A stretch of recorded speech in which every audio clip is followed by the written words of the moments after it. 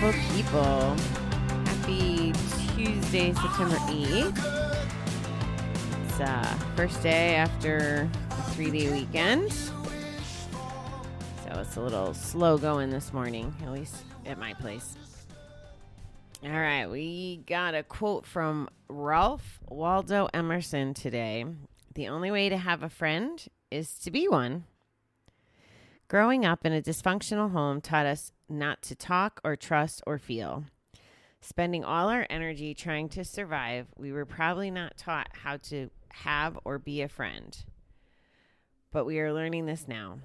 Although it requires some intense self-evaluation, the rewards outweigh the risks. The first step toward developing healthy friendships is to understand the disease has afflicted us. When we know why we reacted the way we did, we can learn how not to repeat these behaviors. No longer sick and confused, we are making better choices now, and we are able to act on them. Now we can find people who have shared our problem, people who can help us break out of our isolation. By attending meetings and talking with our sponsor, we learn to trust again. Sometimes it's hard because we're trying to change behaviors that have been with us since childhood. But now we have a higher power to help us and sustain us. The friends we now have will last a lifetime. Soon we will feel confident that we can be a friend and will finally feel the warmth that we've missed for so long. Today, help me learn how to be a friend. So this book, oh my God, I'm having microphone troubles here. This book is, I think, highly associated with 12 steps. It's very specific, and it's of course for drugs and alcohol, but we've been amending it and going as we go. And it's applied to gambling addiction and to life. What I want to say here, because this reading is speaking a lot to meetings and being in the rooms, and in today's language, maybe it's online groups that support sobriety. And if you're in those environments where there's a lot of people, like-minded people, it's from my perspective, it would be very easy to make friends. And it has been very easy to make friends. I think that the reading really captures what it's like to have the new friends in the room, but they can talk to us and they can relate. They will be there, as long as everybody's sober, I guess. They could be friends of a lifetime. If people go back to drinking or gambling or whatever, sometimes that's not always the case.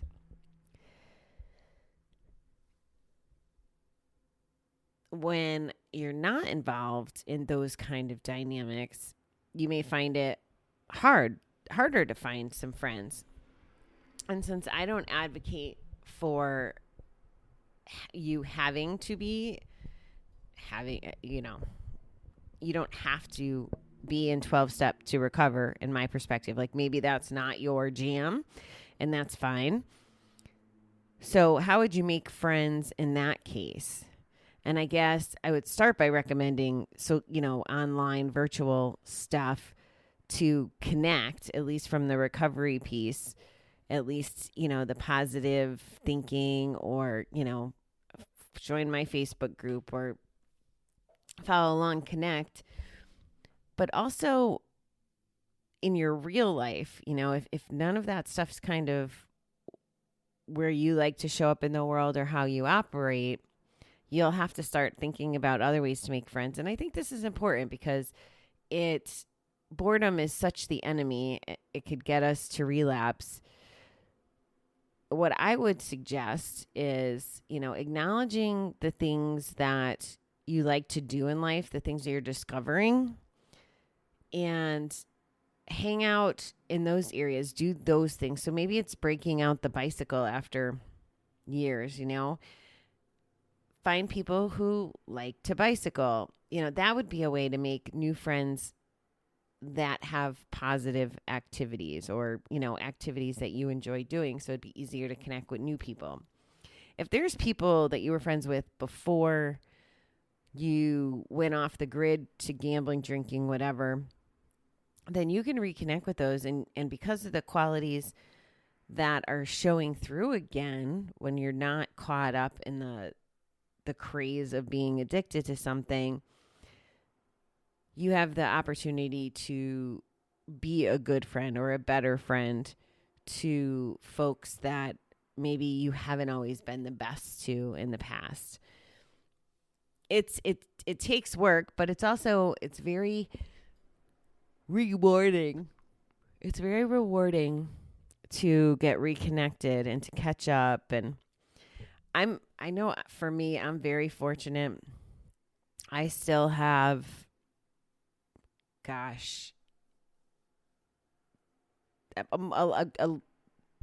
relatively large group of people. And by that, I mean like eight or 10 people that I've talked to. It's been 30 years that I've had some of these people in my life.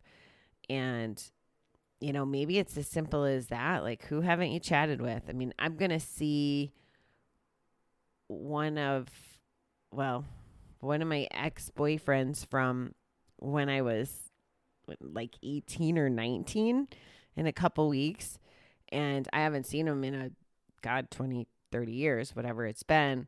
And I think that's going to be pretty cool. It's like, well, what happened the last 25, 30 years? So maybe there's opportunities like that. I'm not saying connect with all your exes. You guys know I try to be very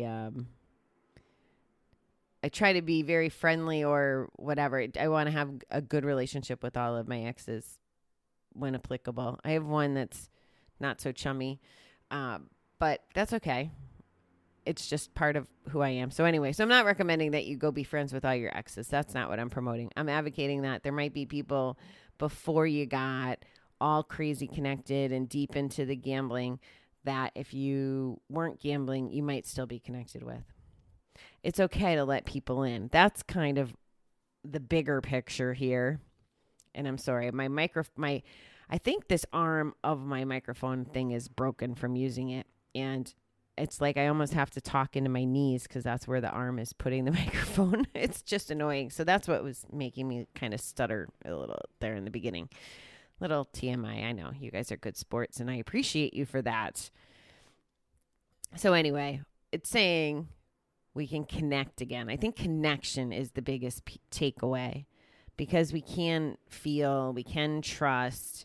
And if we can't trust or acknowledge our feelings or want to talk because we're isolating, we're not going to be good friends. We're not even going to know how to be a good friend. We're not going to be good listeners. We're not going to be open about what's going on in our head.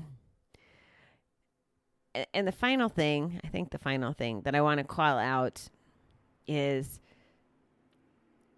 a lot of people get afraid. Like, I don't want to tell my friends that I was, a gambler, whatever.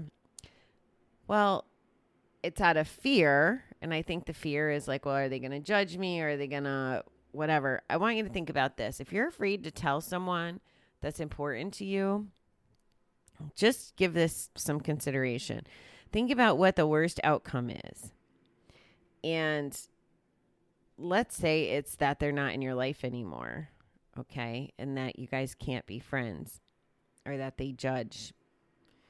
You can't control any of that.